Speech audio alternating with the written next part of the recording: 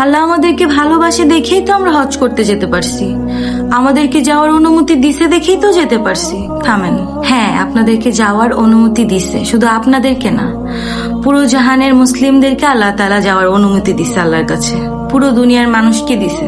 কিন্তু যাদেরকে আল্লাহ তৌফিক দেয় নাই যাওয়ার, তাদেরকে কি আল্লাহ ভালোবাসে না? অবশ্যই ভালোবাসে। কিন্তু আপনারা যে হজ করে এসে এরকম নাচানাচি, গান বাজনা, টিকটক, ফ্রি মিক্সিং, উম্মাত হয়ে ঘুরেন, এগুলোও কি আল্লাহ বলে দিচ্ছে করতে? বলে নাই তো। তাহলে কেন করেন? আপনারা আল্লাহর নাম ব্যবহার করবেন আর কতদিন নিজের স্বার্থে? একটুও কি লজ্জা লাগে না? মানে একটুও কি ভয় নাই? কি বলতেছেন, কেন বলতেছেন একটু ভেবে বলেন কি আপনারা?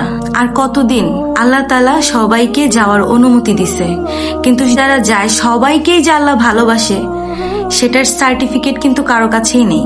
এখনো সময় আছে, আল্লাহ তাআলার পথে ফিরে আসেন আর এভাবে আল্লাহর নাম ব্যবহার করে নিজের স্বার্থে কাজে লাগাবেন না।